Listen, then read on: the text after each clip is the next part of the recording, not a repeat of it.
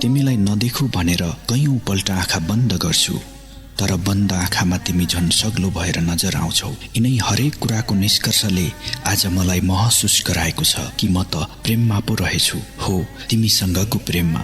यस्तो प्रेम जसको कुनै सीमा छैन, जसको कुनै अन्त्य छैन, जहाँ विश्वास छ, इज्जत छ, सम्मान छ अनि पाउने आशा र गुमाउने डर भन्दा पनि तिमीलाई चाहन्छु, तिमीलाई प्रेम गर्छु भन्ने कुराले नै बढी महत्त्व राख्दछ। एक एक अक्षरको संयोजनको शब्दको माधुर्यता उनी तयार पारिएको एउटा छुट्टै किताब, जहाँ परिवेश अनि परिभाषा समेटिएको हुन्छ, जहाँ अकल्पनीय कथा कोरिएको हुन्छ। त्यही किताबको शब्दहरूमा आवाज दिई तयार पारिएको कार्यक्रम अडियो बुक।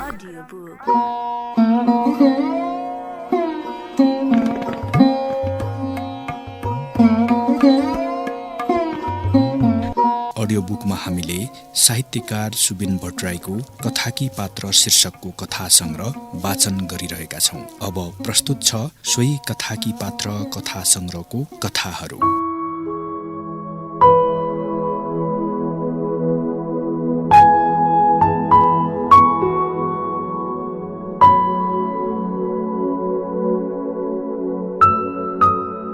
जीवनमा कहिलेकाहीँ यस्ता घटना घटिदिन्छ, मान्छे कि कर्तव्य विमूढ बन्छ। त्यस्ता कि कर्तव्य विमूढ स्थितिमा कहिलेकाहीँ उचित बाटो पहिल्याउन नसकेर बीचमै रनभुल्ल भइन्छ। म अहिले यतिखेर यस्तै परिस्थितिमा छु। यस अवस्थाप्रति म के प्रतिक्रिया दिउँ? एकातिर अतीतको महले मलाई वर्तमानसँग आइपुग्न मन लागिरहेको छैन, तर वर्तमान यति निठुरी छ जसमा मेरो मन मस्तिष्कलाई रत्तीभर पनि अड्याउन सकिरहेको छैन। मलाई मेरो प्रिय अतीतमै विचरण गर्न मन लागिरहेको छ। मेरा तमाम अतीतहरूमध्येको एउटा सानो अंश मात्र हो त्यो, तर त्यो वर्तमान निकै अप्रिय र वैराग्य प्रतीत भइरहेको छ। यी दुई भिन्न परिवेशको उचाइको अन्तराल पार गर्दाको परिस्थिति हो। अतीत एउटा उचाइमा थियो र यो वर्तमानको सतह भरिएला जस्तो भएर मेरो सामुन्ने टटकारो देखा परिरहेको छ। यसलाई प्रिय र अप्रियको भिन्नतासँगै तुलना गर्दा हुन्छ। यहाँ दोषी म आफै पनि हुन सक्छु, तर सायद दोष भन्ने नै नरहँदो हो। एउटा बुझाइको स्तर हो, एउटा परिस्थिति अनुरूपको स्वाभाविक र अस्वाभाविक परिवर्तन प्रतिक्रियालाई आफ्नो अतीतसँगै टाँसेर हेर्नुको परिणति हो। एउटै कुरा प्रक्रियालाई भिन्न स्थान र कलामा फरक कारणले हेर्न सक्नुपर्छ, तर अहिले मेरा लागि यो सम्भव भइरहेको छैन। कुरा त्यति धेरै पुरानो होइन, आजभन्दा करिब 5 वर्ष अघिको। म भर्खरै 12 को जाँच दिएर बसेको थिएँ, तराईको एउटा विकसित ठाउँ जहाँ हाम्रा बाहरू पनि जन्मनु भएको थियो। सुनिन्थ्यो हजुरबुवा किशोर अवस्थामा हुँदा ओखलढुङ्गाबाट झर्नु भएको थियो। यतै बिहे गरेपछि बासित 3 छोरा र 2 छोरी जन्मेका थिए। ती 2वटी छोरी भने अहिले काठमाडौँमा छन्। काका भारततिर पढ्न जानु भएको थियो र आजकाल उतै घरजम गरेर बस्न थाल्नु भएको छ। म हाम्रा बाबा आमाको एक्लो छोरो। ठुला बाको भने एउटा छोरा र एउटी छोरी हुनुहुन्थ्यो। छोरीको नाम कोपिला। उहाँ आफ्नो पुस्तकमै छोरी खलकका एउटा चेली, उहाँ हाम्रो पुस्ताकै छोरी खलकमा एउटा चेली, त्यसैले उहाँको ठूलो महत्व थियो। उहाँलाई हाम्रो टोल नजिकैको एउटा राम्रो कुल घरानामा दिइएको थियो। उहाँका एउटा छोरा र एउटी छोरी थिए। छोरा यस्तै 11 वर्ष जतिको थियो, नाम प्रज्ञान। हाम्रो परिवारमा प्रज्ञानको महत्व पनि उत्तिकै थियो। ठुला बाको र हाम्रो घर फरक भए पनि त्यहाँ राति सुत्ने बेला बाहेक जो कोही पनि जुनसुकै घर वा कोठामा हुन सक्थ्यो। प्रज्ञान पनि महिनामा 2-3 पल्ट आइराख्थ्यो र ऊ ठुला बाकोतिर भन्दा हाम्रोतिर नै धेरै झुमिन्थ्यो। त्यसबेला म सानाहरूसित भन्दा पनि आफूभन्दा केही प्रौढहरूसित निकट हुन चाहन्थे। खास गरी म ठुला बाको जेठा छोरा सुमन दाईसित खुब झुमिन्थे। म 4-5 मा पढ्दा सुमन दाईले एसएलसी दिनुभएको थियो। रिजल्ट भएको दिनभरि हजुरबुवाको हातबाट गोर्खापत्र झरेन भने पनि हुन्छ। घरमा जो आए पनि त्यसैले एउटा लड्डु खान पाएकै हुन्थ्यो। गोर्खापत्र हेरेर सुमन दाई फर्स्ट डिभिजनमा पास भएको थाहा पाउने बित्तिकै भुलवालाई मिर्जाको दोकानबाट 1.5 किलो लड्डु किनेर ल्याउन हराउनु भएको थियो। म पनि त्यो दिन धेरै खुसी थिएँ। सुमन दाईको रिजल्ट थाहा पाएर हो नभनौँ 3-4 वटा लड्डु खान पाएर। त्यसपछि टोलमा सुमन दाईको निकै इज्जत बढ्यो। घरमा कहिलेकाहीँ स्कुलको रिजल्ट खराब आउँदा बाहरू मलाई हकार्थे। हेर नम्बर ल्याएको, पढाइ जति सबै पोलेर खाइसक्यो, सुमनबाट केही सिक, अलिकति हेर्न हुने नम्बर ल्याए पो मान्छेले मान्छे गन्छन्। बाको गाली मैले नपढेर भन्दा सुमन दाई ज्यादा पढिदिएर गरेको हो कि झैँ प्रतीत हुन्थ्यो। बाका अगाडि परेपछि म एकै पोको पर्थे। मनमनै भने विचारहरू हाँडीभित्रको मकै झैँ पड्किरहेको हुन्थ्यो। सोच्थे सुमन दाई जत्रो भएपछि म पनि पढिहाल्छु नि। उता बा भने जहिले पनि सुमन दाईलाई देख्न साथ मलाई औँला तेर्स्याउँदै भन्नुहुन्थ्यो, ए सुमन, यसलाई पनि अलिअलि पढ्ने बनाइदेन, खाली गाउँ डुलिराख्छ, बिग्रिसक्यो। उता सुमन दाई भने मेरो ढाडमा धाप मार्दै बिस्तारै बालाई हेर्दै भन्थे, भोलि पर्सि पढ्नुपर्छ भन्ने चेतना आएपछि आफै पढिहाल्छ नि। सुमन दाईले मेरो पक्ष लिँदा मलाई धन्य मेरा सुमन दाई जस्तो लाग्थ्यो। बा पनि केही बेर गनगन गर्दै आफै चुप लाग्नुहुन्थ्यो। म भने सुमन दाईकै पछि पछि लाग्थेँ। कता कता सुमन दाईसितको साहचर्य एक किसिमको बाको रिसको ओत झैँ लाग्थ्यो। तर ओत लाग्ने अर्को कारण पनि थियो। सुमन दाई साइकल हाँक्थे। म साइकल कैँचीबाट चलाउन सिक्ने क्रममा कयौं पटक लडिरहन्थे। सुमन दाईले मलाई बेला भएको छैन भनेर सम्झाउँथे र पछाडि क्यारियरमा राखेर गाउँ डुलाउँथे। बजारतिर लिएर जान्थे, जहाँ रामसिंहको चिया दोकानमा उनका अनेक साथीहरूसित जमघट हुने गर्थ्यो। उनकै उमेरका दुईवटी केटी पनि बरोबर त्यहाँ आइराख्थे। चिया दोकानमा भेट्दा मलाई ती दुवै केटीले आफूसित तानेर काखैमा राख्थे। तर त्यसबेला मलाई असहज र लज्जा बोधले कान रातो भइरहेको हुन्थ्यो। मेरा लागि उनीहरूले तातो जिलेबी किनिदिन्थे। उनीहरू त्यहाँ एकाध घण्टा गफ गर्थे र प्राय उनीहरूको भेट्ने समय साँझतिर हुन्थ्यो। चिया दोकानबाट छुटेर आइसकेपछि झमक्कै भइसकेको हुन्थ्यो। आफ्ना निवासतिर फर्कन लागेका मान्छेहरूले बजार खचाखच र हतारमा देखिन्थ्यो। रिक्साहरूको आवत जावतको कारोबार पनि यही समयमा बढ्ता हुन्थ्यो। साइकलवाला र रिक्सावालाहरूका घन्टीहरू बज्दाको आवाजले त्यो बजारको माहौल केही अस्तव्यस्त र कर्कस लाग्थ्यो। बजार छिचोल्दै 10-15 मिनट लाग्थ्यो, जबकि त्यही ठाउँ अघि पछि 2 मिनटमै छिचोल्न सकिन्थ्यो। म पनि सुमन दाईको प्रिय थिएँ। वरपर अरू केटाकेटी हुँदाहुँदै पनि प्रायः बाहिर फेर निस्केको बेला म नै चाहिन्थ्यो। फेरि उनका दैनिक उपभोग्य सामान जस्तै दारी काट्ने ब्लेड, पत्रिका, सुपारी वा कलमहरू किनेर ल्याइदिन उनले मलाई नै डाक्ने गरेका थिए, जसबाट कहिलेकाहीँ 1-2 को नोट पाइराखेकै हुन्थे। सुमन दाई कहिलेकाहीँ सिनेमा पनि जान्थे। 1-2 पल्ट म पनि सँगै गएको थिएँ। सिनेमा घरमा उनका ती रामसिंहको चिया दोकानमा भेटिने साथीहरू नै प्राय हुन्थे। सबैको टिकट काटे पनि मेरा लागि टिकट काटिँदैनथ्यो। मलाई तिनै केटीहरूमध्ये एकजनाको काखमा बस्नु पर्थ्यो। तर मलाई केही बेरमै त्यो काख बिजाउँथ्यो। म चलमलाउँथे। बेला बेलामा त्यो केटी अप्ठ्यारो भयो, चलमलाउँथे। बेला बेलामा त्यो केटी अप्ठ्यारो भयो भनी सोध्थे। म आफूलाई केही नभएको बताउँथे। तर 2-2.5 घण्टासम्म मलाई निकै बिझाएको हुन्थ्यो। एसएलसी पास गरेर सुमन दाई काठमाडौँतर्फ गए। म त्यो गाउँमा बिल्कुलै असाएर एकाङ्की भएँ। अलिक बार त कसैसित बोल्न मन लागेन। आफ्ना उमेरका साथीहरूसित उसै पनि राम्रो सम्बन्ध थिएन। सुमन दाईसित एकैचोटि 4 वर्षपछि भेट भयो। 1-2 दिनका लागि उनी आउँदै जाँदै गर्थे। तर म मामा घरतिर गएको बेला परेकाले उनीसित भेट हुन पाएन। बीचमा एउटा दशैंमा भेट भएको थियो, तर म उनको नजिक हुन सकिनँ। छेउछाउ पढ्न सङ्कोच लागिरह्यो। आफ्नो सम्पूर्ण पढाइ सकेर उनी आएपछि भने निकै लामो समय बसे। तर मेरो भित्रको लाज र सङ्कोच धेरै नै घनीभूत हुँदै गयो। उनीसित अक्कल झुक्कल जम्का भेट मात्र हुन्थ्यो र त्यति बेला उनले मलाई पहिले चाहिँ महत्त्व दिए जस्तो लाग्न छाडिसकेको थियो। तर कोही त चाहियो, कोही त हुनु पर्यो जोसित घुम्नु डुल्नु सकियोस्, जसका सहचार्यका एकाङ्कीपनले नडसोस्। यिनै एकाङ्की दिनमा प्रज्ञानको आवागमन विस्तार हुन थाल्यो। लाग्यो कसैको साथ क्षणिक हुँदो रहेछ भन्ने एक्लोपना पनि त क्षणभङ्गुर हो। प्रज्ञान उमेरले मभन्दा धेरै सानो भए पनि बिस्तारै पारिवारिक नाताको बाध्यता स्वाभाविकतातर्फ, त्यसपछि स्वतस्फूर्त र आवश्यकतामा परिणत हुँदै गयो। पछि त म पनि साइकल चलाउन सक्ने भइसकेको थिएँ। प्रज्ञानलाई अगाडिको डन्डीमा बसालेर बजारतिर एक्लै जान सक्ने भइसकेको थिएँ। घरमा सबैले उसलाई उत्तिकै स्नेह गर्ने भए पनि ऊ कसैसित बोल्दैनथ्यो। खाली खाना खाने बेला भान्सामा उपस्थित हुन्थ्यो, कपाकप खान्थ्यो र मेरै कोठामा आएर बस्थ्यो। त्यो बेला म 12को जाँच सकेर फुर्सदमा थिएँ। ऊ पनि 2-3 दिन बिदा परेकाले हामी कहाँ आएको थियो। म दिनभरि कथा पढेर बस्थेँ। सुमन दाईको पुस्तकको र्याकबाट बीपी कोइरालाको दोषी चस्मा भन्ने पुस्तक ल्याएर भर्खरै पढिसिद्ध्याएको थिएँ, जसबाट खुब प्रभावित भएर एउटा कथा समेत लेखेको थिएँ। मैले करिब लेखिसक्ने बेला ऊ बेलुकीतिर आएको थियो। उसले मैले लेख्दै गरेको कागजलाई हेरेर सोध्यो, आमा के हो यो?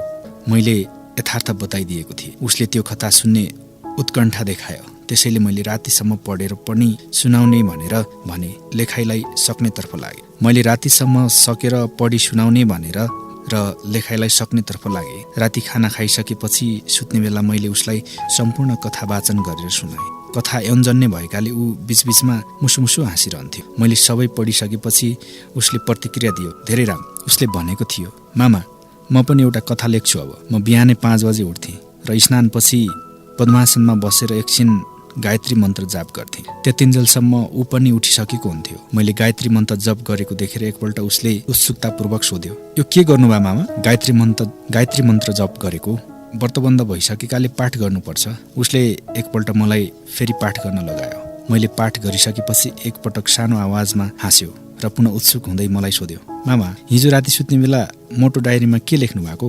तिमी त्यति बेलासम्म निदाएको थिएनौ? मलाई आश्चर्य लाग्यो। मैले दैनिकी लेख्ने काम त्यति बेला भर्खर सुरु गरेको थिएँ र डायरी बडो जतन गरेर कतै कुना काप्चीतिर लुकाएर राख्ने गरेको थिएँ। त्यो कसैले फेला पार्ला भन्नेमा म बडो सतर्क रही आएको थिएँ र कसैलाई पनि यो जानकारी दिलाएको थिएन। तर उसले यो कुरा पत्तो लगाइदियो। म पनि ऊ निदाइसकेको छ भन्नेमा ढुक्क भइसकेको थिएँ। तर उसले निदाएको अभिनय गरिरहेछ भन्ने केही फरक नपर्ला लागेर यथार्थ कुरा उसलाई सुनाइदिए। दिनभरिका घटनालाई डायरीमा आफ्नै भावना र विचारलाई अन्याय नपर्ने गरी लेख्दा मनमा रहेका धेरथोर पिरमरका स्वत हराएर जान्छ। त्यसैले हरेक दिन सुत्ने बेला डायरी लेख्छु। उसले आश्चर्यचकित हुँदै सोध्यो, साँच्ची मामा त्यसरी डायरीमा आफ्ना बितेका घटनाहरू लेख्दा पिरमरका हराउँछ त? अवश्य केही कम भएको महसुस हुन्छ, तर आफ्नो बितेको समय जे भएको छ र मनमा जस्ता विचार आउँछन् त्यस्तै लेख्नुपर्छ, आफूलाई नढाँटिकन। त्यसपछि म केही शारीरिक व्यायामतिर लागे। यो व्यायाम भर्खरै सुरु गरेको थिएँ। ऊ मेरो व्यायाम गर्ने क्रियाकलापलाई एक टकले हेर्न थाल्यो। उसले हेरिरहेको देखेर मैले उसलाई भने, आऊ भान्जा तिमी पनि अलिअलि व्यायाम गर, स्वस्थ होइन्छ। तर ऊ केही बेरमा स्वास्वा गर्दै सकिन भनेर ओछ्यानमा पुर्लुङ पल्टियो। व्यायाम सकेपछि आमाले हामी दुवैजनालाई एक गिलास दुध र कोकिस लिएर आउनुभयो। खाना खाइसकेपछि दिनभरि फुर्सतै फुर्सत। त्यसपछि पिरलो सुरु हुन्थ्यो। कता जाने, के गर्ने, समय कसरी काट्ने। तर पनि समय त काट्नु थियो। म उसलाई लिएर पौडी खेल्न खोलाको बगरतिर जान्थे। गर्मी चौपट्टै भएका बेला खोलामा पौडनुको छुट्टै आनन्द हुन्थ्यो। खोलाको तीरमा अरू केटाकेटी पनि पौडन आएका हुन्थे। बगरमा साना बुढाबुढी नाङ्गे झार लगौटी बिना नै यत्रत्र बालुवामा लडीबुडी गर्थे अनि पानीमा चोबलिएर फेरि बालुवामै फर्कन्। हामी पनि त्यहाँ पुगेर उनीहरूको समूहमा आबद्ध हुन्थ्यौँ। केही सभ्य ढङ्गले हामी दुवै लगौटीमै थियौँ र एउटा तौलिया पनि लिएर गएका थियौँ। प्रज्ञान चाहिँ बालुवामा लडीबुडी गर्दै पानीमा आउँदै गर्यो। उनीहरूको देखासिकी गरे। मलाई पनि भित्रभित्रै मन त थियो, तर केटाकेटीहरूका अघिल्तिर आफू अलिक ठुलो भएको महत्त्वले छोपिरह्यो। पौडी खेलिसकेपछि हामी खेतका आली हुँदै घर आउँथ्यौँ। बाटोमा भेटिने लिची आँपका चिचिला चोरेर खान्थ्यौँ। कहिलेकाहीँ खेतवालाहरूले निकै बेरसम्म हामीलाई खेद्थे, तर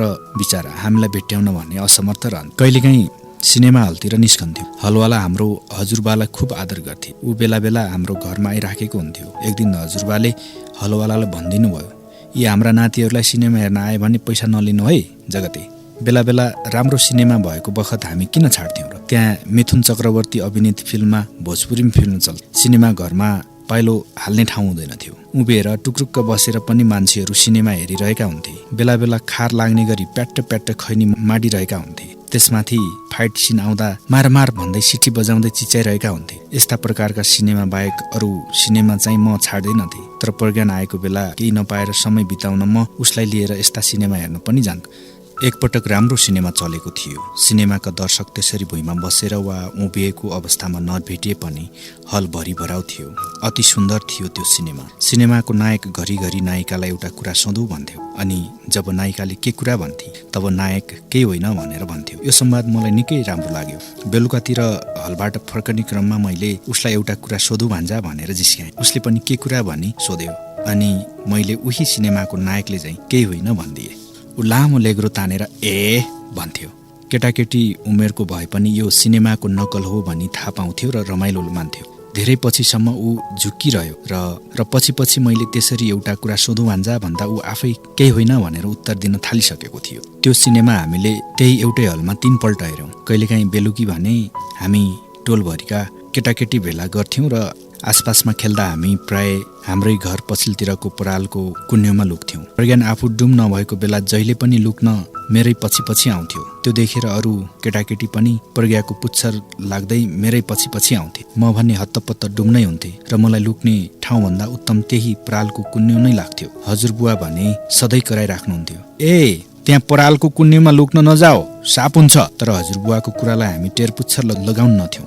बाले भने भएसम्म डर मानिन्थ्यो होला, तर हजुरबुवाको हामीलाई रत्तिभर डर थिएन। तर एक दिन सापको टोकाइको शिकार प्रज्ञान नै पर्यो। उसले ऐया भन्ने बित्तिकै मैले उसलाई डसेर भाग्दै गरेको साप देखेँ। म एकछिन त कालिया झैँ भएँ। तुरुन्तै हल्ला गर्दै चिच्याउँदै सबैलाई बोलाएँ। हत्तपत्त बा आमा ठुलिआमा सबै आत्तिँदै हस्याङ फस्याङ गर्दै आउनुभयो। प्रज्ञानको अनुहार डरले निलो कालो भइसकेको थियो। सारा केटाकेटी लुक्न गएको ठाउँबाट आत्तिँदै चिच्याउँदै अघि नै दुलोबाट बाहिर निस्किसकेका थिए। हत्तपत्त बाले प्रज्ञानलाई बोकेर दौडनु भयो। ठिक त्यही बेला एउटा रिक्सावाला घर अगाडिको बाटोमा आङ तानेर बसिरहेको फेला पर्यो। घरमा हामी सबै आतंकित थियौँ। हजुरबुवा र ठुलोबा घर हुनुहुन्थेन। आमा र ठुलिआमा भान्सा चुलोको मतलबै नगरी बसिरहनु भएको थियो। भित्रभित्रै खर्याङखुरुङ भइसकेको थिएँ म। हात खुट्टा काँपिरहेका थिए। सोचिरहेको थिएँ, यदि तलमाथि भएको खण्डमा सारा आपतको जड मैमाथि आइलाग्नेछ।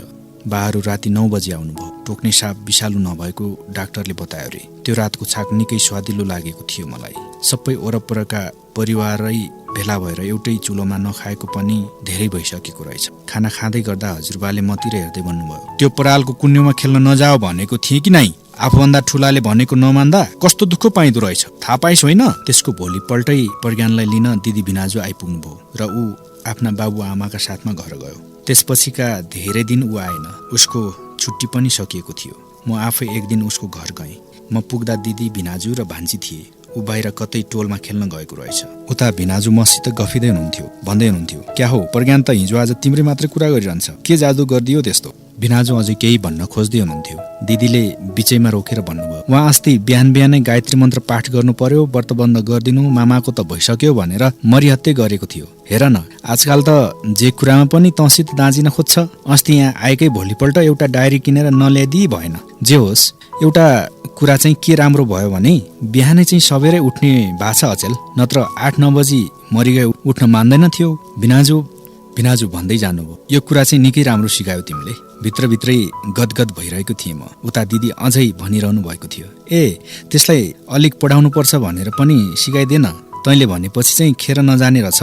हाम्रो त केही लागेन बाबु। मैले हल्का हाँस्दै दिदीलाई भने, भोलि पर्सि पढ्नुपर्छ भन्ने बुद्धि आएपछि आफै पढ्ने भइहाल्छ नि। त्यही बेला ऊ हस्याङ फस्याङ गर्दै भकुण्डो बोकेर कोठाभित्र छिर्यो। मामा आउनु भएको छ भन्ने थाहा पाएर आएको। उसको सास एकछिनसम्म पनि स्वाभाविक स्थितिमा अवतीर्ण भइसकेको थिएन। ऊ आफ्नो भकुण्डो एउटा कुनामा राखेर मेरो छेउमै आएर बस्यो। रात पर्न आँटिसकेकाले म दिदी भिनाजुसित बिदाबारी हुन आँटे। यता प्रज्ञान आज यतै बस्न भनेर चौपट्टै हत्ती हाल्न थाल्यो। दिदी भिनाजु पनि उतै हत्ती गर्न लाग्नुभयो। मलाई त के थियो, बसिदिन्थे रमाइलो मानेर। तर उता घरमा बाले भनिराख्नुहुन्थ्यो, त्यहाँ छोरीचेली कहाँ गएर अनावश्यक दुःख दिने चाहिँ होइन नि, आज पनि निस्केको बेला चाँडै फर्किनु भने।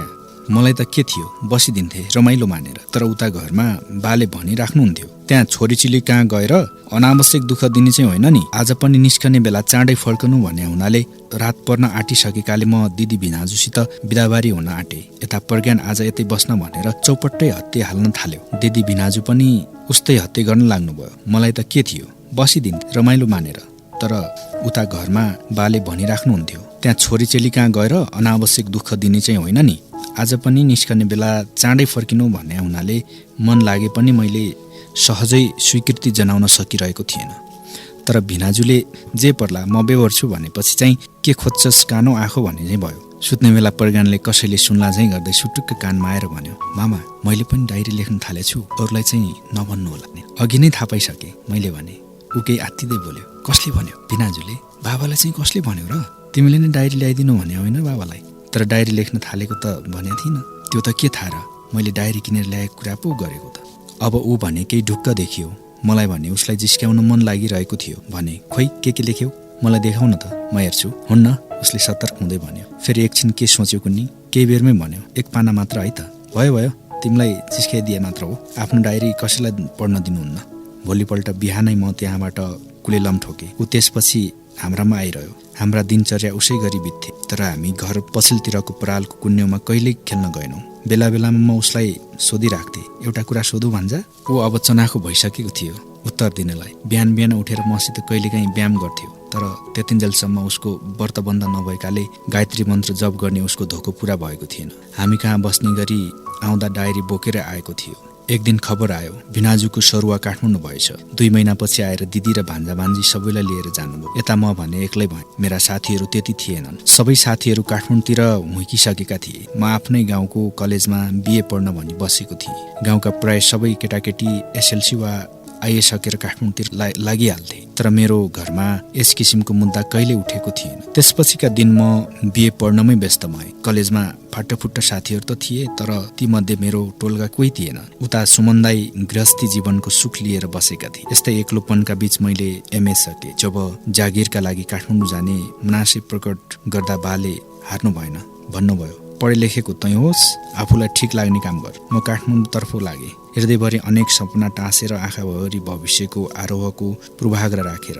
सम्झना वा कल्पना गर्न लायक कुरा थुप्रै थिए। मस्तिष्कले नभ्याउने गरी भिड र कोलाहलका बीच मेरो अतीतको एउटा सानो तर निकै महत्त्वपूर्ण अंश त्यो विराट काठमाडौँमा नै थियो। राति बसमा यात्रा गर्दा म मेरा आँखा अघिल्तिरको दृश्यलाई अतीतसित तुलना गरिरहेको थिएँ। मैले प्रज्ञानलाई आफ्नो अतीतबाट टपक्कै टिपेर ल्याई कल्पनामा टाँसेको थिएँ। घरिघरि आफै छक्क पर्थेँ। म किन यति विघ्न अतीत मोही निस्के? मानव भविष्य एउटा स्वाभाविक प्रक्रिया थियो। अतीतको अर्को छेउ हो। के भविष्यलाई त्यसरी अतीतको निरन्तरता मात्र सम्झिनु त्यसको छुट्टै अस्तित्व र महत्त्व छ भनी बुझ्न नसक्नु पागलपन होइन? अनि वर्तमान लागिरहन्थ्यो। मैले वर्तमानको घोर उपेक्षा गरिरहेछु। यस किसिमको सोचाइ दुखी हुने सोचाइ मात्र हुन्। सब थाहा छ, तर थाहा हुँदाहुँदै पनि आफूभित्रको पूर्वाग्रह सजिलो कहाँ मेटिनेवाला हुन्छ। भोलिपल्ट सिधै कोपिला दिदी कहाँ गएर आफ्नो झोला बिसा खाना खाएँ। रातभरिको अनिदो शरीरलाई दिनभरि विश्राम गराएँ। दिदी भन्दै हुनुहुन्थ्यो, प्रज्ञानको 12को जाँच चलिराखेको छ,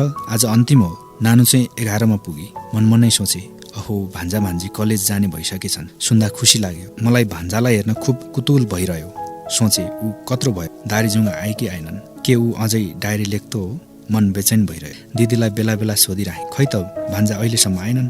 दिदीले जवाब दिनुभयो, खै आउँदै होला, तेरो भान्जाको त के ठेगान, जाँच सिद्ध्या दिन भनेर रात पार्ने हो कि? एकछिनमा अफिसबाट भिनाजु आउनुभयो। भान्जी पनि आइन्, तर प्रज्ञान आए। दिदीले भने जस्तो ऊ अलिक राति नै आए। आउँदा आउँदै ऊ ढोकैमा बहिनीसित सानोतिनो कुरामा बाजिरहेको सुन्यो। भित्र पस्दै ऊ झर्किरहेको थियो। चिनेनस् कि क्या हो मामालाई? दिदीले ऊ आफ्नै धुनमा मस्त भएर मतिर ध्यान नदिएकाले उसलाई सतर्क गराउँदै मलाई देखाएर भन्नुभयो। उसले मतिर हेर्दै भन्यो, किन नचिन्नु? अनि मलाई नमस्ते गर्यो। उसको मुहारमा दारीजुङ्गा आएको पनि मैले स्पष्ट देखेँ। ऊ आफ्नो लुगाफाटो फेर्नतर्फ लाग्यो। एकछिन फोन अगाडि बसेर साथीहरूलाई 2-4 कल फोन हान्यो। त्यसपछि भोलि आफू सिनेमा हेर्न जाने कुरा आफ्ना बुवालाई बताएर पैसा माग्न थाल्यो। भिनाजुले 200 रुपैयाँ उसको हातमा हालिदिनु भयो, तर ऊ 500 का लागि बार्गेनिङ गरिरहेको थियो। दिदीले खाना खान बोलाउनु भयो। खाना खाइसकेपछि सुत्ने बेला ऊ र म उसकै कोठामा गयौँ। अनुहार गम्भीर देखिन्थ्यो। ऊ मसित बडो फर्मल भएर कुरा गरिरहेको थियो। सुत्ने बेलामा पनि, मामा कुनातिर सुत्ने कि छेउमा, वा टोयलेट त्यहाँ छ आदि। सुत्ने बेला सोधे, एउटा कुरा सोधौँ भान्जा? उसले पुरै व्यवस्था गरेर भने, के मामा? मैले भने, केही होइन। त्यसपछि ऊ आफ्नै धुनतिर लाग्यो। मैले फेरि सोधेँ, भान्जा आजकल डायरी लेख्दैनौ? उसले छोटकरीमा भन्यो, अहँ लेख्दिन त। उसले यसरी भन्यो, मानौ यसअघि उसले जीवनमा कहिले डायरी लेखेको थिएन। तिमीलाई गाउँतिर मसित हिँडी डुलेका घटनाहरू याद छैनन्? उसले भन्यो, अलिअलि मात्र छ मामा। मैले फेरि सोधेँ, त्यो अलिअलि भित्र चाहिँ के याद छ त? त्यो सर्पले टोकेको घटना चाहिँ याद छ।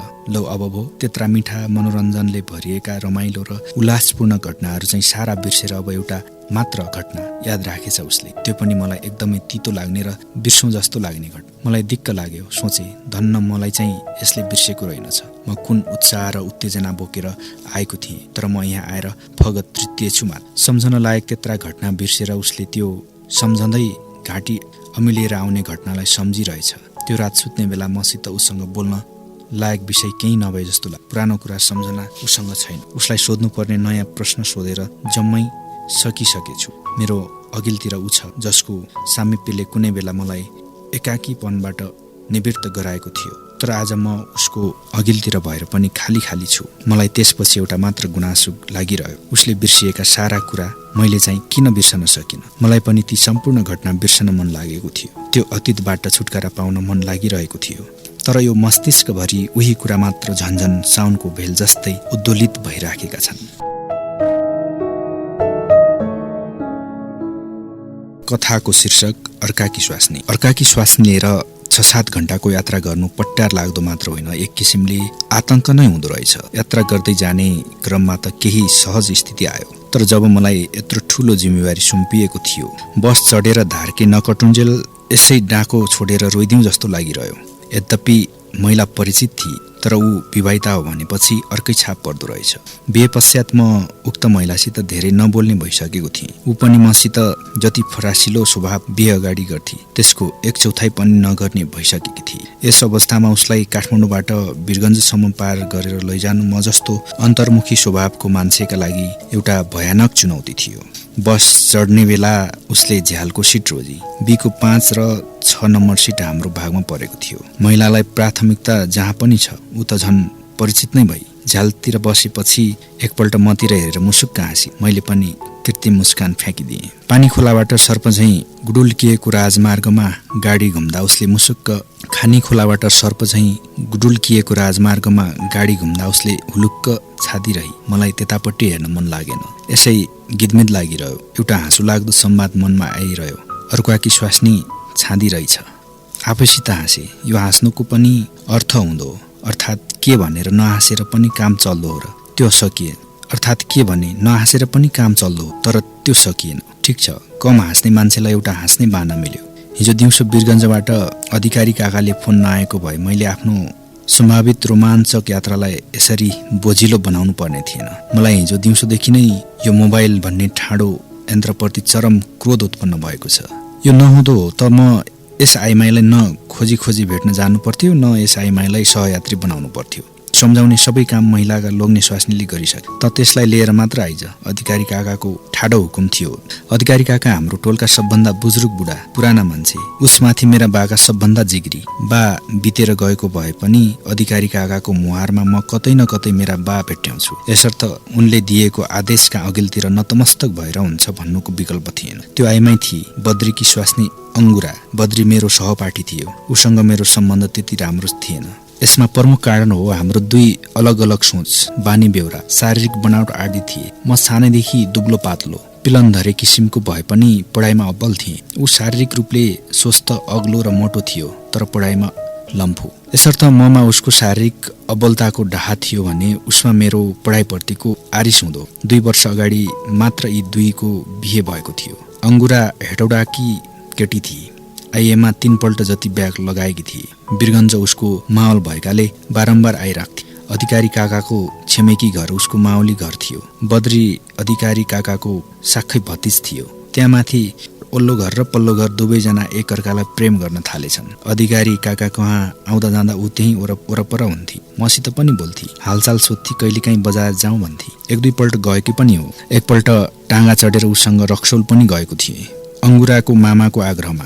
गैँ केसम्म हल्ला चलेको थियो भने अङ्गुराका मामा मलाई आफ्नी भान्जी भिडाउन खोज्दैछन्। तर त्यो सायद हल्लै हुँदो भन्ने मलाई लाग्छ, किनकि त्यो कुरा मेरो कानमा परेको 1 महिनामै बद्री र अङ्गुराको बिहे भयो।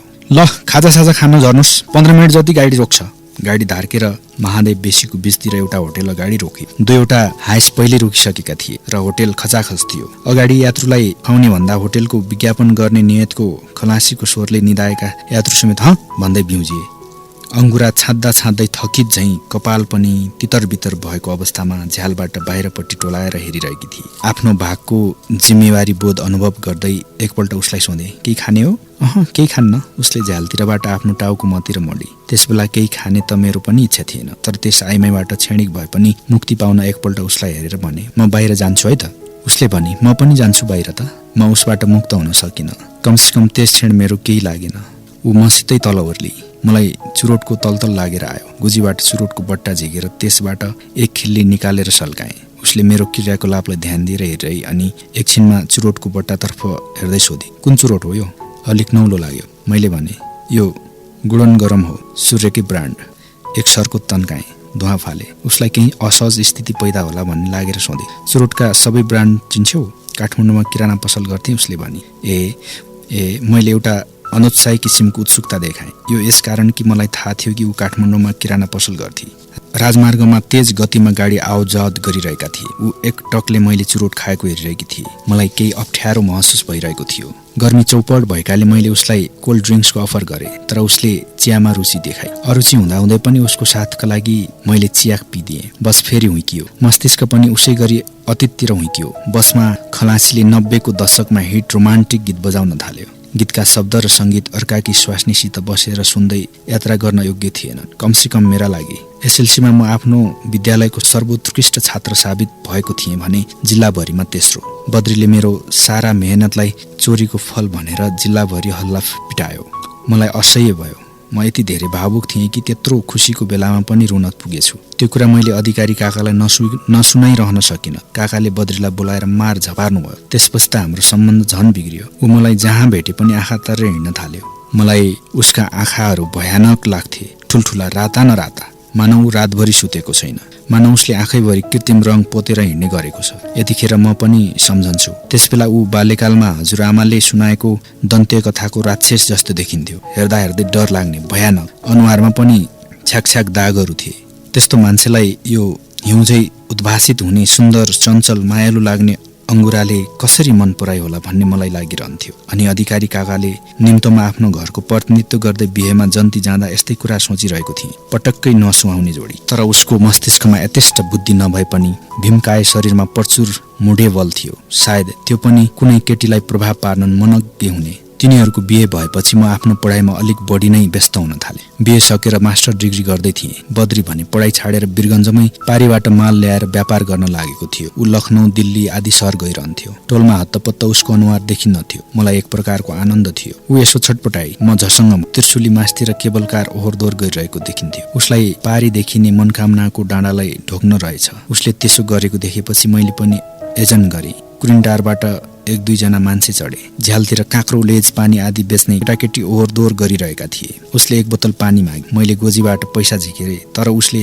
तिर्न दिएन। आफ्नै ह्यान्डब्यागबाट 20 को नोट झिकेर तिरे। गाडी फेरि थपिएका प्यासेन्जरलाई लिएर अघि बढ्यो। अब किशोर कुमारका गीत बज्न लागे। बाटो कमै घुमाउरो भएकाले उसका वाकवाकी कम भइरहेको थियो। एकपटक उसले मतिर हेरेर सोधी, झ्यालतिर बस्ने? मैले भने पर्दैन भने। मलाई लाग्यो कि ऊ मसित केही बोल्न चाहन्छे। घरिघरि एक टकले ऊ मतिर हेरिरहन्थे। म वास्ता नगरे चाहिँ गर्थे। एकछिन त म निदाएछु। सपनामा पनि उही बद्री बेला बेला मलाई आँखा तर हेरेको झैँ लाग्थ्यो। छेउमा उसैको स्वास्नी थिए। मलाई विश्वास गर्न गाह्रो परिरहेको थियो। म उसकी स्वास्नीलाई लिएर वीरगञ्ज पुग्दैछु भन्ने कुरा सायद उसलाई पनि थाहा थियो। मलाई कुतूहल भइरहेको थियो।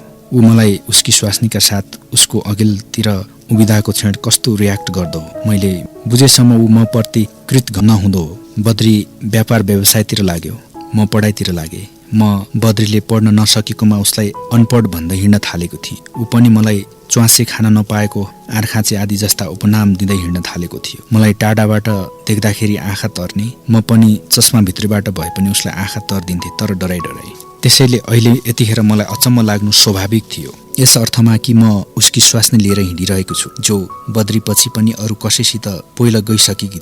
सायद यही विषयमा अङ्गुरा आफ्नो मुख खोल्न खोजिरहेकी थिए मसित, तर म नै उसित तर्किरहेको थिएँ। यत्रो यात्रामा कुराको प्रसङ्ग कतै न कतै उक्लिएला झैँ लागेको थियो। 11:30 बजीतिर गाडी खाना खाने ठाउँमा रोकिहाल्यो। रामगढतिर लैजाला भन्ने लागेको थियो मलाई, तर त्यसो भए मलाई लागिरह्यो ऊ खाना पनि नखाँदियो। तै पनि औपचारिकताका खातिर एकपल्ट सोधे, खाना खान्छौ? उसले भने, भोक लागेछ। होटेल छिरेर हात धोइवरी आएर टेबलमा बसेको केही बेर बितेको थिएन। खाना टेबलमा आइ नसकेको अवस्थामा उसले सोधी, तपाईले बिहे गर्नु भएको छैन? मैले साँचो भन्दै। उसलाई त्यतिले मात्र पुगेन। फेरि सोधी, किन नि?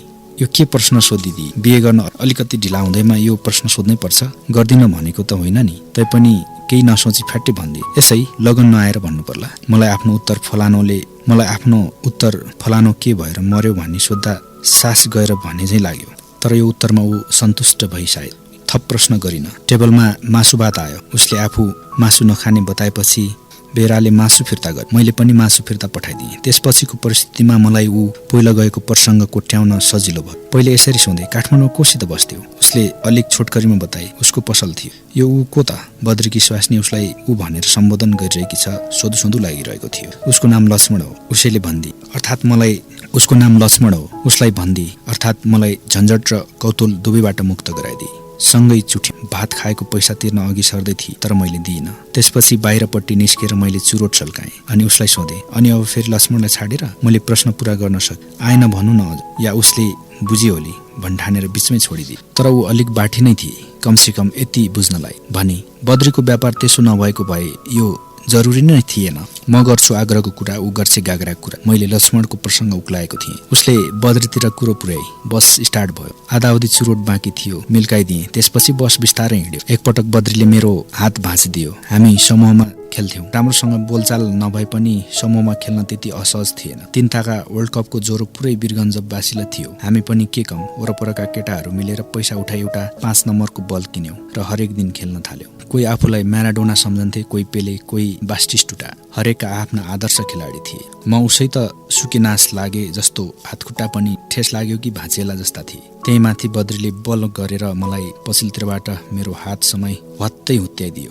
मेरो सम्पूर्ण शरीर भुइँमा लड्दा कुमको हड्डीको चाप जमिनमा सबभन्दा बढ्ता परेर होला त्यहाँको हड्डी नै फ्र्याक्चर भयो। मलाई थाहा छ यो बद्रीको उद्देश्यमूलक बदमासी थियो, तर कसैलाई केही पनि भन्न सकिन र मनमनै यति सङ्कल्प गरे कि यसको मूल्य म ब्याजसहित चुकाउनेछु। बसभित्रको धमिलो उज्यालामा मैले एकपटक अङ्गुरालाई हेर्न पुगेछु। रगत चुहेला जस्ता थिए उसका गाला। आँखा उज्यालो दिनमा खुलेको आकाशमुनिको माछा पुछ्रे हिम श्रृङ्खला जस्तो। ओठ पनि काठमाडौँको जमल वा बसन्तपुरको फुटपाथमा बेच्न राखिएका स्ट्रबेरी जस्तो।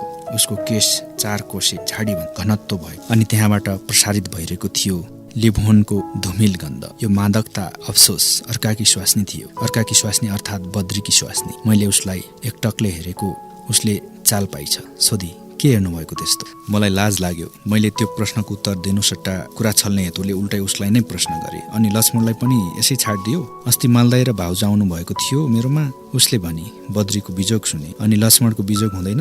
उसकी त जेठी पनि छ।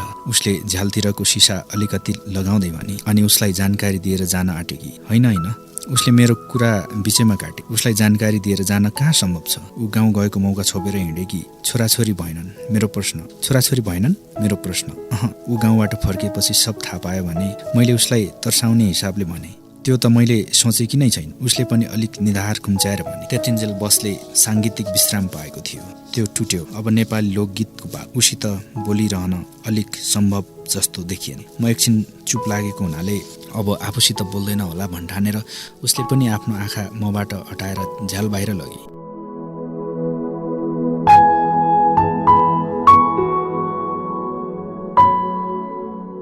रेडियो बङ्गलाचुलीको कार्यक्रम अडियो बुकमा साहित्यकार सुबिन भट्टराईको कथाकी पात्र शीर्षकको कथासँग वाचन गरिरहेको छु। आजलाई कार्यक्रमको निर्धारित समय सकिसकेको कथा वाचनको श्रृङ्खलालाई यही रोक्न चाहन्छु। कथा संग्रहको अरू बाँकी अंश सुन्नको लागि तपाईँ आगामी हप्ताको आइतबारसम्मको यही समयलाई पर्खनु पर्नेछ। त्यतिन्जेलसम्मको लागि प्रविधिका साथी एनबी निर्दोष अनि सुनेर साथ दिने तपाईँलाई धेरै धेरै धन्यवाद दिँदै कार्यक्रम अडियो बुकबाट म प्रस्तुता जीवन पनि बिदा माग्छु। नमस्कार, बिदा माग्छु। नमस्कार, बिदा माग्छु। नमस्कार, बिदा माग्छु। नमस्कार, बिदा माग्छु।